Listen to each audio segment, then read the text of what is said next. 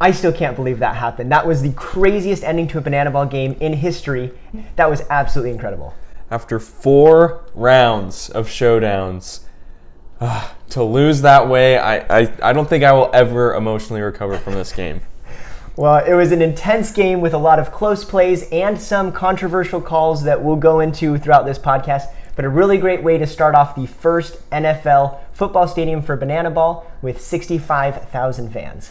Yeah. Now, before we get into the breakdown, we want to show this video. We weren't planning on making this video. This was our real reaction to the end of the game where we were just losing our minds. My wife came in, heard the commotion, and decided to take a video. So take a look and see how we felt.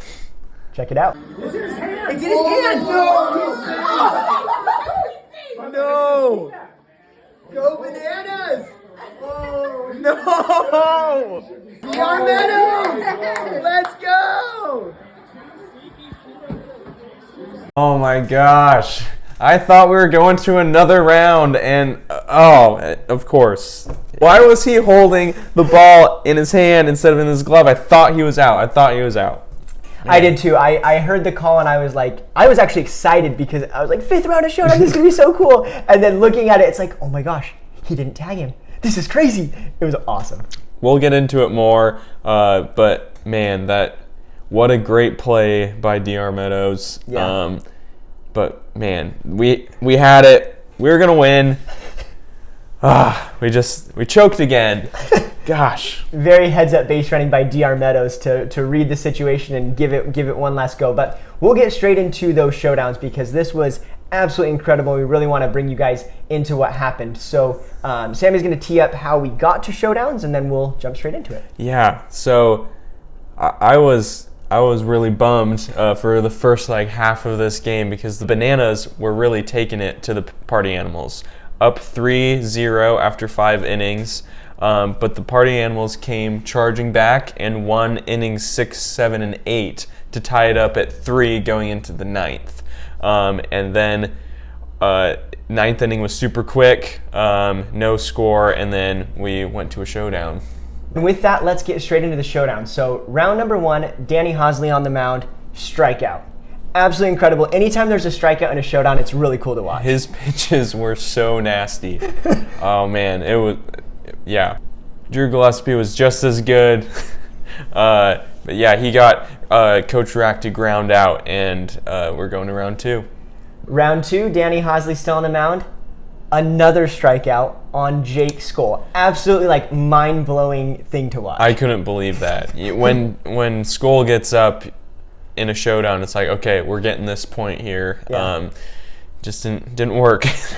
The bottom half of this inning of round 2, it got really interesting. Yes. Drew Gillespie hit Eric Jones, and there was a little bit of confusion of what was supposed to happen there. After some discussion, Eric Jones got put to second base. So now he's in scoring position. You get a hit.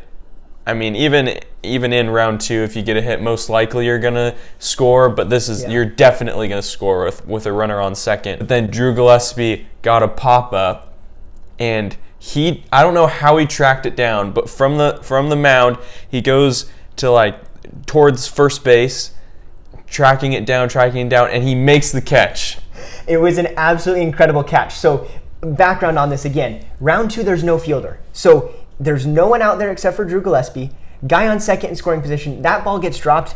He's already home. Yeah. Game's over. So he's running out there and he goes past first base. He's almost to the grass of the outfield and completely fully extended catches it such an amazing catch. I was going crazy. I wish we got a video of that because Drew Gillespie's my guy, and that was awesome. I couldn't believe it. He saved the game like he always does. Yeah, that really changes the meaning of saving the game. Yeah, seriously. Yeah, so then it got a little interesting in round 3 too. So remember, round 3, it's bases are loaded. Yep. So now we're gonna get some interesting scores because getting an inside the park home run, you'd get 4 runs, but there's a potential to get 0 to anywhere between 0 and 4 runs, right? And another batter gets hit. The Savannah Bananas, being the party animals, I believe it was Bryson Bloomer, gets hit. So he then goes to second, and that means 2 runners come home because the bases were loaded. Yeah. And then another batter comes up. So now the party animals are up 2 in the inning. So if they then get all 3 runners home, they will score 5 for the inning and almost guarantee the victory. The only things that would stop in that situation would be an out-of-the-park home run or also getting beaned and then having the same situation. So it was really stressful on the Banana side waiting for this next at-bat. And I really wish they would have been able to get up 5-0, but they didn't. So they already have 2 runs, and Fisher comes up to bat, and he hits the ball, and it hits the netting instead of, it was almost an out-of-the-park home run, but instead it hits the netting, so it's kind of like he hits the wall, right? And so it bounces down. Alexiadis was able to get it, and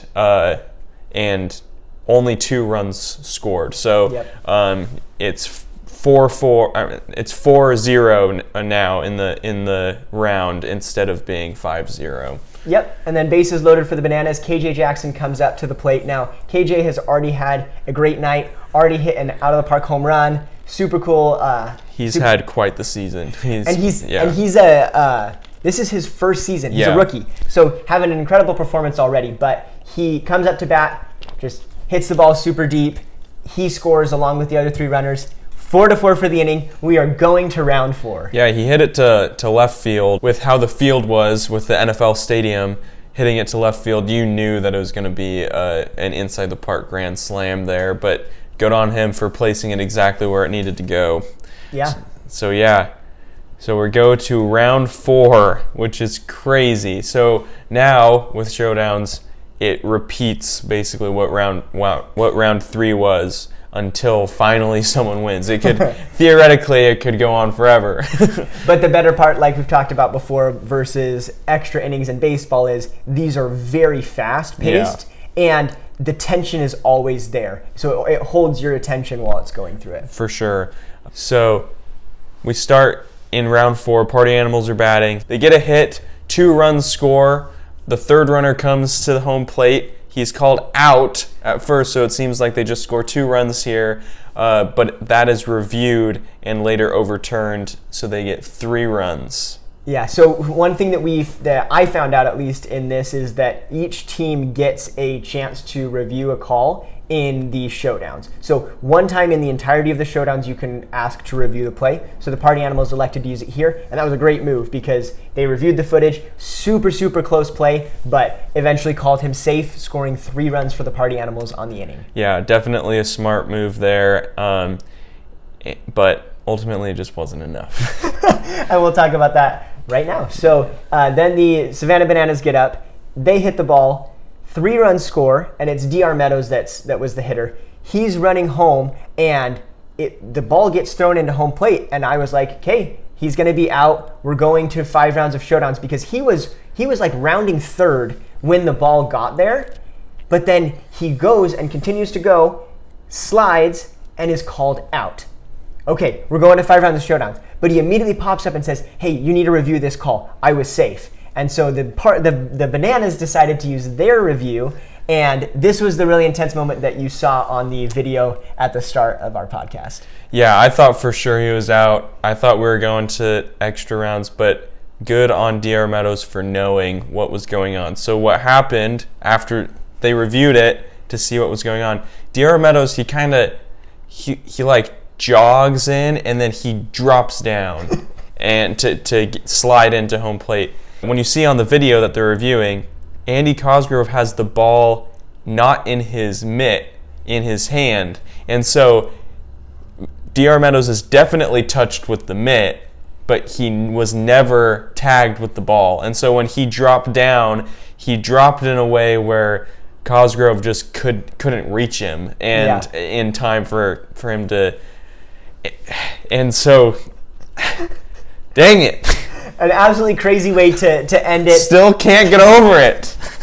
I had a part of me wants it. I wish it would have gone to 5 or 6 showdowns and then the Bananas take it home. But it was a really cool, like, just the fact of everything. Just beanball. And so it's like, oh no, if they score all the runs, this is going to happen. And then, oh no, this is going to happen. And then it was back and forth, back and forth. This was the epitome of what a perfect showdown looks like and why it is the greatest overtime in sports. For sure.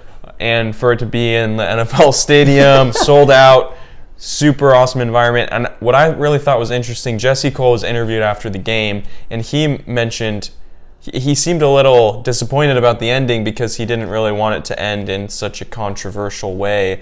But I kind of disagree. I thought that was, most of the time I'm like, when I watch other sports, like, oh my gosh, another replay review. This has ruined the end of college basketball games. But here, because of how quickly they review and because they only get one in the showdown and everything, I thought that there was so much tension in that stadium to know what the call was going to be, if it was going to be overturned. Even though the party animals lost, and I wish it didn't end that way, I actually think that it added to the experience. I thought it was an awesome way to end. It would be fun to go to another one, but I thought that this was a perfect game.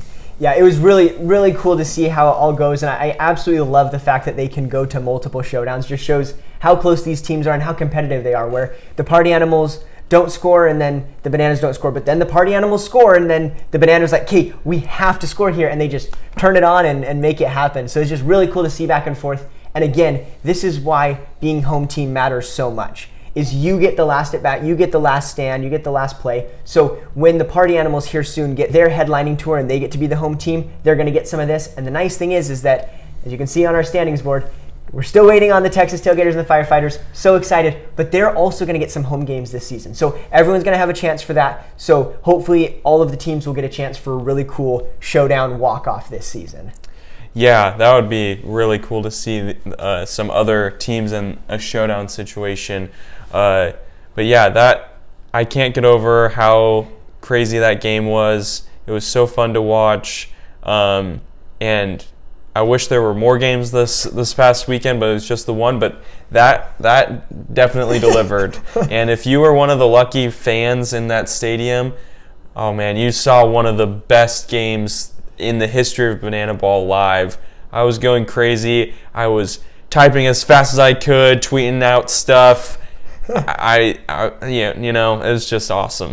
Yeah, it was a really fun game to watch. The epitome of why Banana Ball is amazing. But with that, we wanted to go over some of the other plays that we saw throughout the game, as well as talk about some other things that happened, especially with the field dimensions. There's a lot of really cool stuff there. With the field dimensions, the right field line was 237 feet from the plate. So we thought it was going to be really easy to hit home runs. The problem was they had a 50-foot net that was blocking pretty much out to center field. So we'll talk about the implications of that in a little bit. But center field was out 422 feet and left field 354. So if you haven't seen the picture, it's basically the field is a rectangle, which is not normal for baseball or banana ball. Left field is really big, right field is really small. Made some really cool plays with that. Yeah, I personally loved the wacky dimensions because, banana ball is a wacky sport. And so I think it adds to the fun of this is not a conventional baseball diamond. Yeah. This is, a really weird shape. I've seen some Twitter threads in the past of weird baseball dimensions. That's one thing I love about baseball is there's not home to first is always 90 feet. Yes. But the other, for all the bases, the infield, that's all standardized. But outfield, where you place the outfield wall and stuff, that can be whatever the heck you want. And I've always loved that about baseball. Yeah. And so I think banana ball should try to go into some weird environments to get a really weird feel for the field, just because that it goes along with the vibe of banana ball, right? So yeah, I loved it. I think that's a great discussion topic where I think we can even talk about this more in the future, but there's the opportunity for them to go to so many more stadiums now. The fact that they've now successfully done a football stadium, it actually was even better than a normal banana ball game in an MLB stadium. Like, that opens up a world of possibilities with soccer fields, football fields, all of the other possibilities there. And we can break down in the future some of the cool stadiums that we hope that Banana Ball can go to, even internationally. But for today, I think that side of things is really impactful, where if the Savannah Bananas make a field someday,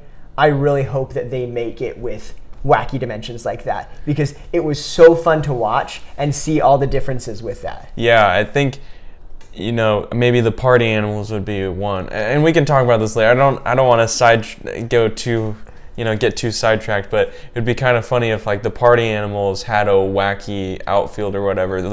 The Bananas kept Grayson Stadium, or Yes. what they want to do there. Party animals had this weird one, Well, we could have a whole podcast about this about this topic. It's a fun conversation, but yeah, I definitely agree with you. It'd be fun to see some wacky stuff.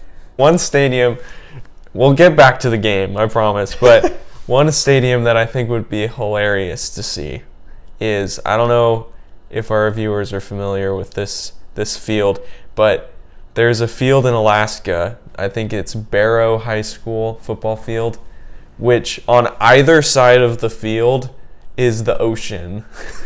Awesome. It's just kind of like comes out, and and so obviously I'm not making this as a serious suggestion, but could you imagine a field like that where the ball gets hit out into the ocean, the field's all wacky, it's snowing, it's freezing cold, terrible place to play a game. But yeah, kudos to those Barrow High School football players that play in those conditions in Alaska.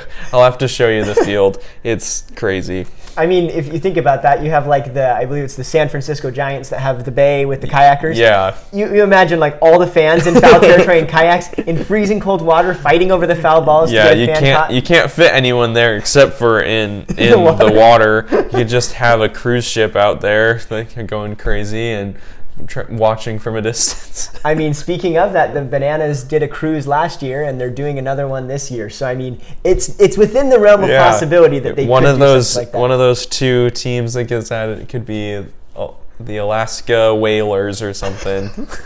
That would be awesome. But yeah, I think that there's some fun stuff. Like while we're on this topic, I think it'd be really cool to have like a really, really, really short fence at a part of the field where like in the right field, it's just like for 5 feet, it's like out there 150 feet, and then it goes out to a normal one. Yeah. So you could just if you make it in there, you get a really short home run. That's just some hilarious. fun stuff like that. Yeah, I love that idea. You've got to aim it perfectly to get the easiest home run ever. Yeah, that's hilarious. So yeah, we'll come up with other ideas in a future podcast. Let us know if this is a topic you want to hear more about. But comment some of your dream field dimensions. Because I definitely think it's in the realm of possibility that the Savannah Bananas or the Banana Ball as a whole will have fields someday outside of Grayson Stadium. Yeah. But going into the back to the dimensions, a couple really cool things happened with those specific dimensions. The potential home runs that went off the net, which we'll talk about in a little bit. Deep center field at that 422 feet mark, Jake Skoll bombed it out there. DR Meadows in center field is tracking it down, fully laid out, diving, barely misses it, and Jake Skoll got a triple with an RBI. So it's just really cool to see how deep the field was and how much that affected where he was able to get a triple, and even though they were right next to the ball. Yeah, and Mike Vivacus almost hit a home run to left field, which would have been extremely impressive. It just barely went off the top of the wall. Really, that would have been really awesome. But as a left fielder, you're in no man's land when it gets hit out there. So kudos to DR Meadows for almost getting that one, because you're on an island. If you miss it, it's going to be a triple. It's going to be a inside the park home run pretty much. Super exciting. So a couple fun moments from the game. Dustin Baber, who dresses up as the leprechaun for St. Patrick's Day weekend, went a little bit crazy with his walk-up. So he's in center field, starts to do his jig, his music starts, and then you see tons of people behind him. And if you look really closely, you notice that all of them are redheads as well. So he's joined by his teammate Chase Acuff. I think is a saxophone player of the Savannah Bananas band, and then a bunch of kids and adults, and they called it the running of the gingers. So he's running out to the stadium, like waving at everybody, like laughing, and everyone's come behind him. Then he does his traditional beer chug before the at-bat, and all of the people behind him are doing the Irish jig as he's going. So it was just a really funny moment for that walk-up, and so we had to mention it here. Yeah, that went perfectly, I might add, for the dinner I made that day. We had a little St. Patrick's party watching the game. I made corned beef and cabbage. How'd it turn out? It was pretty good. It was very typical of an Irish dinner for my first one that I've never had before. Yeah, so I just thought it was perfect. I added a little bit to the party too. Pretty proud of myself. So yeah. I just wanted to give myself a shout out there, but more importantly, give Dustin Baber a shout out. We love your Irish heritage. Keep it up. You know he's not actually Irish, right? I'm sure he's not, but yeah, but we love the gig and the way you do it, but yeah, definitely Sammy's the life of the party with his food and with his drinks. Like today he's got that Mountain Dew again. It's green. talking about St. Patrick's Day weekend. There you go. This is going off the rails. Let's bring it back on the rails. So the party animals in the fourth inning had a really cool play that I wanted to highlight here. They did their 3-2-2 dance. So that's the third inning, second batter, second throw. The pitcher, shortstop, second baseman, and center fielder all do a dance. And so they do that, throw the pitch, and then it goes to the shortstop that was dancing.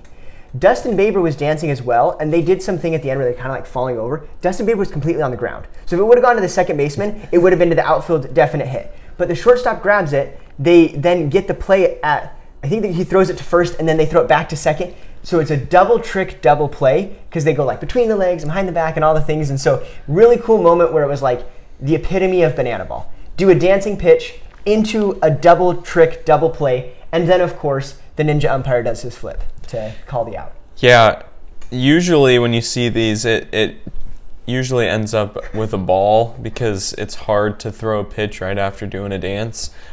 So it's not very often that the ball even goes in play. But yeah, just crazy that you do a dance and you're ready for the ball, and this is the result.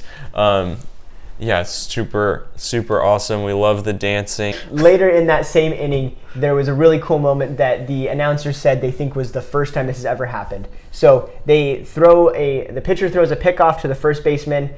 Flash is on first base. He is still led off and kind of keeps running to second, so he's caught in a pickle. The first baseman, Jason Swan, as he's running him down, decides to put the ball behind his back and then throw it to second to get the out. So it was the first ever trick play in a pickle in banana ball. Do we still call it pickle, or should they call it a banana? No, I'm just... I think that'd be a little too confusing. Yeah, pickled banana. Oh, that would be nasty. And then a cool moment for the Bananas in the sixth inning, Ryan Cox. He got 3 trick plays. So he recorded all 3 outs and got 3 trick plays. So just really cool, really impressive showing by Ryan Cox, especially seeing in the game. There were a couple times where he missed a trick play and just got an out or had an error, but then kept on trying. I know the field was a little bit different. They literally put in the clay in the field. So they were mentioning there was some missed trick plays on both sides where it was a little bit harder because of the nature of the field. But to pull off 3 trick plays in the same inning was really impressive to see. When his career is done, he's going to go down as the best banana ball player when it comes to trick plays for sure. He is incredible. Yeah, there's a reason they call him the glove magician. Yeah. But let's go into some home runs because there were quite a few, and that was a really cool moment for these players to get a home run in the first ever football stadium. So the first one was by Super Reese Alexiades on the Bananas, hit a home run in the second inning, the first ever to football stadium. Then Chase Acuff on the Party Animals got a home run, Coach Rack got a home run, and KJ Jackson got a home run. So those are the 4 that we saw, and that leads into our discussion of I think there should have been more home runs. And you might need to call the firefighters. This might be a hot take, but I think that the ones that hit the net should have counted as a home run. Yeah, I keep going back and forth on this one in my head. because essentially what you've made with the net is just a really tall wall. Totally. And you can, because that's something that we didn't really consider when we talked. we went way out. We thought there was going to be a ton of home runs in here because when you think about it, in NFL stadium, the walls are lower because it's a different sport, and so the ball's not going that way on the sideline, and so you want to be able to see the field. I don't need to explain why football stadiums are built the way they are. You probably understand what football is and why it's different than baseball. Anyway, so it's just a smaller wall, and so essentially what you've made there is just a pretty tall wall. So I don't know. I keep going back and forth on if that should count. You can debate whether or not the net should have been as high as it was. Ultimately, it was for fan safety because if that ball it's a line drive out there, it could really hurt. But I don't know. I keep going back and forth. I say no just because it was just essentially a big wall. But explain why. Explain why you think that. So one of the reasons why is growing up, going to the Arizona Diamondbacks, they have in center field the screen, and there's a certain level where they have a white line, and if you hit it and above that line and it hits the wall, it's counted as a home run. So that's my understanding, and so just from a viewer's perspective, I'm seeing it and I can clearly see where the wall ends, so it looks like it should be a home run. I can understand where essentially imagine the white painted line is at the top of the net, but it was really hard to see, and so just from a viewer's perspective, it was like, oh my gosh, they had a home run, and then it bounces off and they're like, oh, he just got a double, we'll throw it in. It was a little bit of a missed opportunity in my opinion, because obviously the net needed to be there. There was a couple home runs that went off the net, and it was beelining there. That would have been really dangerous. Yeah. But I think that they should have been counted, and I would appeal to have them counted in the future. Let the players get those home runs. But again, however it's designed up like a giant wall is how it was. So. Yeah, I definitely agree with you there. There were times when we were watching where it's like, oh my gosh, it's gonna be a home run, because you couldn't really see the net very well in the live stream. So I don't know what the experience was like in the stadium. If it was like, you probably could see it better than through the camera, That's a good point. But so for just from the live stream, it was a little confusing of, is that a home run? Is that not? But yeah, I see what you mean. If they could have made a line there on the net or something, but but it was impressive to even have a game in the stadium, have a net there at all. So I don't know. Yeah, and just to call it out, if they had counted them, from what I was able to count from watching the live stream, Coach Rack would have had a second home run. Tanner Thomas would have had a home run. There was another home run for the Party Animals in the 8th inning that I didn't write down the name of the player. Then there was, even in the showdown, the Party Animals would have won if that was the rule, because it went off the net. So yeah, there was quite that one was crazy. That was the one we thought, oh my gosh, the game's over. But no, that darn net was there. Yeah, and I guess another reason why I really like the idea of having it is I was getting really excited for lots of home runs. I love the idea of the wacky dimensions and having a short field, and so it almost made it as if they didn't have a super short right field because of that. And so I wanted to lean even further into the craziness, was my thoughts with it. But yeah, those were the home runs that at least we were able to catch of. They went off the net and didn't count. Yeah, the dimensions, I was thinking about it. It reminds me a lot of the makeshift baseball field that me and my brother made growing up. So we lived right across the street from my elementary school, and at the front of the elementary school there was this little patch of grass that was almost shaped like a diamond, and they have taken all that grass out now and have turned it into the ugliest. It's supposed to be the garden, but obviously the kids don't care about it because they're elementary schoolers, and the teachers don't get paid enough to care about the garden. And so the garden looks terrible now. It should be my baseball field anyway. What I'm trying to say is that right field, because of how the dimensions were, it was way easier to hit a home run over the fence there. So me and my brother actually tried to teach ourselves how to bat lefty because we knew, and we played this weird game where it was just one-on-one baseball. I'm sure people have done stuff like that.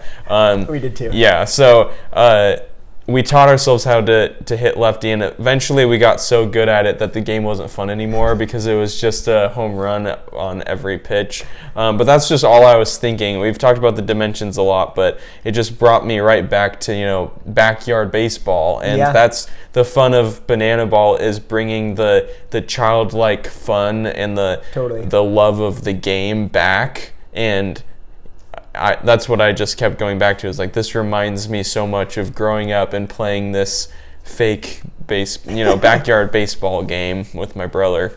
Yeah, me and my brother did the same thing. It was in a short area in our backyard, and so we basically said you had to bat lefty so that, it wasn't a home run every time. But the other thing that was brought up when you were mentioning that is, I guess we both have childhood trauma of a sports thing getting torn down and turned into something else.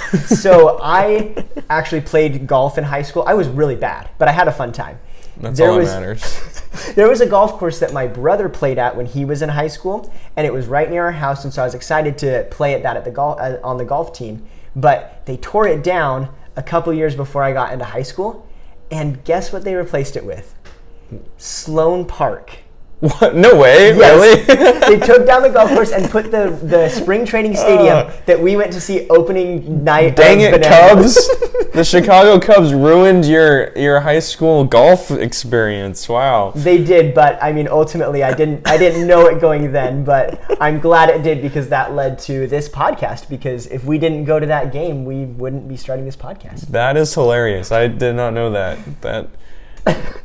Wow, that's really funny. So the Chicago Cubs, ruined your golf experience, but it all worked out, because now we're Banana Ball fans. Yeah, so you get some of that. You come for the Banana Ball, you get our childhood sports trauma stories. Oh, there's lots. But yeah, so that was really cool to see with all the dimensions, the net, and one of the things that we wanted to go into next was the walk-up graphics and the cool facts. So I can start off. I saw a really cool one with Ryan Cox. So Ryan Cox, he came up to bat, and his said, always keeps a smile on his face. Oh, that's nice. That's what I thought at first, and then I was like, wait, he draws with the eye paint a smiley face on both cheeks every game. I was like, oh, that's even better. So wanted to call out that one. Shout out to Ryan Cox. That was my top fact of the night. That one's pretty good. My favorite one was Mike Vivacis from the Party Animals. He had one which we've actually seen on the live stream before. He said, "Can squat Drake Toll." Drake Toll's the sideline reporter for the Party Animals, and also shout out to him. I listened to him on the Locked On Big 12 podcast. So Drake, if you're listening to this, great job on that one. Yeah, so I just thought that was hilarious. We've seen it, and it was just a couple of games ago that he was, for whatever reason, during the interview, was squatting Drake, and that, yeah. So I don't think I could squat Drake. I don't know, maybe I could, but probably not. But good job, Mike. Yeah, it was pretty impressive to see him just holding Drake on his shoulders and just doing multiple squats while answering successfully an interview. Yeah, and good job to Drake being squatted, doing the interview. Yeah, it was pretty cool. So yeah, that was a really cool moment. And then I did want to highlight an honorable mention. I could not mention this on the podcast today. There was a really funny moment. So a little bit of background. Sometimes they'll show on the fact and say, hey, this person's celebrity doppelganger is so-and-so celebrity. When Sean Fluke was coming up to pitch, said that his celebrity doppelganger was Dustin Baber, his teammate. And then Chase Acuff came up to bat and it said his celebrity doppelganger was Sean Fluke. And then Dustin Baber came up to bat and it said that his was Chase Acuff. So they were just really messing with it there because they're all redheads, and it was pretty funny to see that. Yeah, that was really funny. If you didn't catch all of them, you didn't get the whole joke. But if you saw just one, it's already funny to say that your teammate's your celebrity doppelganger. But yeah, that was a good one. Yeah, kudos to the back end team. Whoever came up with that was a really fun Easter egg to see. Yeah, I love these. I love that we have this segment. Keep an eye out for the hilarious. There's some really funny ones, and if you aren't really paying attention, you're gonna miss them.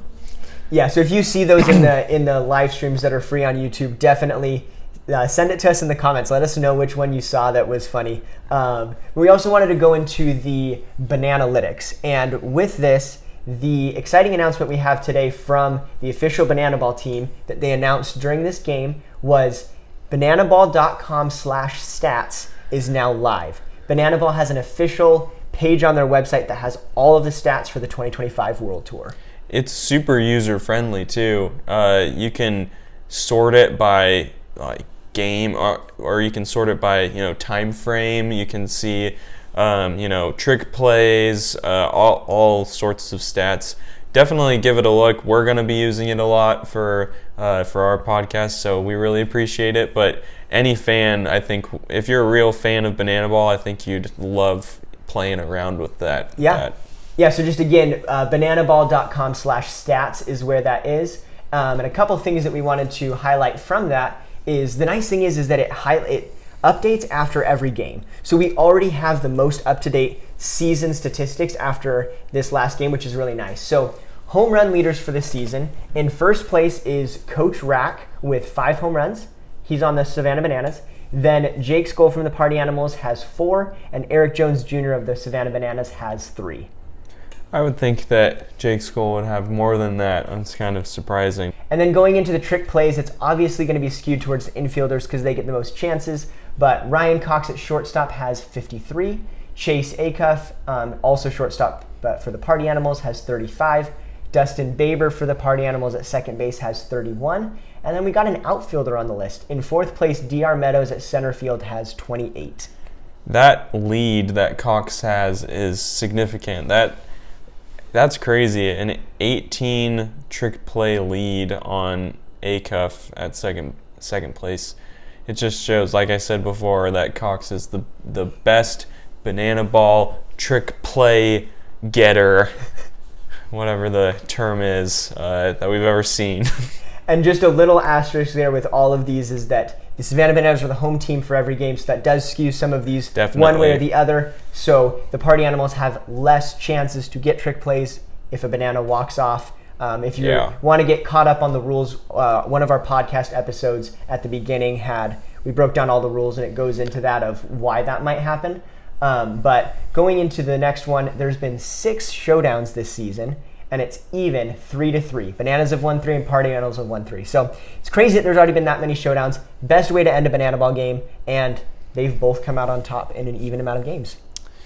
Yeah. So definitely go check out that site. There's a whole lot more than what we just said there, and we're excited to see it keep updating, and we're gonna base our analysis off of that, and we're really thankful for the team and all their hard work to the Banana Ball team to get that up so that we can use it. Yeah.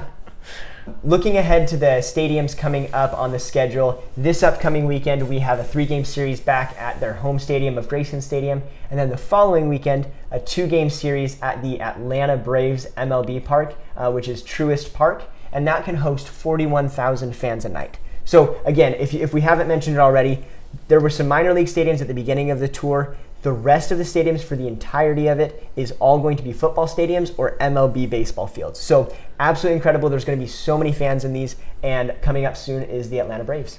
Yeah, and we just had 65,000 fans, so 41,000 doesn't seem that crazy. But still, 41,000 fans for a Banana Ball game is incredible.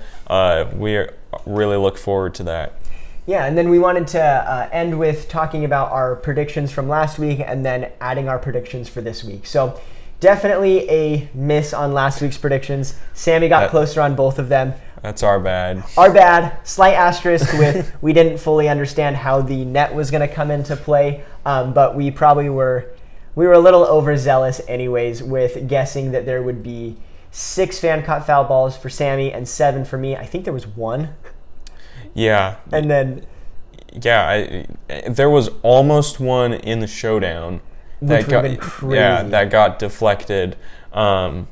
Yeah, so not too many. The net really played made a big impact on that. And then the same thing with the home runs. There were 4, with the possibility of 4 more pending our conversation that we had. But Sammy guessed 9, I guessed 12. If those would have counted, Sammy would have been right on the money, only off by 1. But yeah, we just fundamentally misunderstood how this was going to go, so that's on us. Yeah, so bringing in the predictions for this next time, the last time I predicted the series, I was actually way off. So I'm going to go a little bit more conservative this time, and I might shock the world. Sorry, Savannah Bananas. I do believe in you, but also you guys keep on getting tied up in the series. So I'm going to go with Party Animals 2, Bananas 1 for this next series, tying it up at 10 games apiece is my prediction. Please, Savannah Bananas, prove me wrong. But that's my prediction, because last time I was way off, so maybe it'll go in the opposite direction, and then the Bananas will win. Yeah, I'm a true fan. This guy is only a fan when it's convenient, I guess. So I'm saying Party Animals 3-0. Yep. Well, that actually puts me in a great spot, though, because all the Savannah Bananas have to do now is win 1 game, and I will be closer on my prediction. See, I care about my team, not so much about me. I care about my team. Hey, I've missed both of them. You've won the last 2, so I need to be more careful this time. Yeah, I get it. All right, so we also wanted to predict the total amount of trick plays and for the best night of trick plays. So whatever night ends up having the most trick plays, that's what we want to guess. And so this is for both teams. So we're gonna the total trick plays for both teams. The night of the 3-game series that has the most trick plays. Yeah. And so this is going to be in Grayson Stadium, so I'm guessing there's going to be more trick plays because that's where they're comfortable, it's turf, all those things. So I think this is a little high. I think there's going to be 30. 30? Yeah. Okay. I know you're going to call me out again, but I'm going to hedge my bets, and I'm going to go 29. Come on. Hey, I went first on the last one. Yeah, I get it. I really need a win. I'm getting so bad with these predictions. I can break down stuff all day, but I cannot predict anything. So I need to hedge my bets the best I can. Yeah, that makes sense. I am better at this than you, so I get it.